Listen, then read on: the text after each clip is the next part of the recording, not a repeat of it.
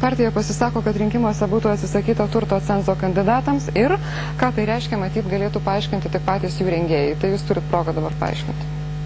Čia yra išvestinis klausimas, kurį aš uždaviau gerbiamui Eligijui Masiuliui.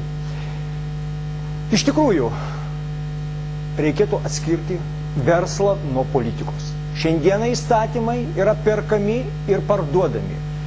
Ir tai aš turiu asmeninio pavyzdžio. Minėjau. Bandėt nupirkti? Taip, 2000 metais pas mane ateina keletas veikėjų, kurie pasakė, tu labai daug agituoji prieš tabako reklamą. Tabako reklama mums reikalinga, kad gauti pinigų iš užsakovų. Jeigu negituosi, paremsime rinkimuose. Dar daugiau, jeigu atsisakysi, šmeišime tave. Aš galėčiau vardinti tas pavardės, bet kai kurie kolegos nuraus, nes visi čia esantis, mes žinome tas pavardės. Ir aš atsisakiau, sakiau, man svarbiau principai, o ne jaunimo nuodimas. Nėra tokios sumos, kurią galima būtų nupirkti Buškevičių.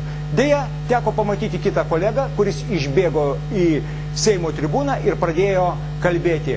Nieko tokio tabako reklama, čia kas rūkė, tas ir toliau rūkys. Tai aš pasakiau tada, tegu politikai atsisako reklamos. Įdomu, kas jos išrinks, jeigu niekas nežinos. Toliau.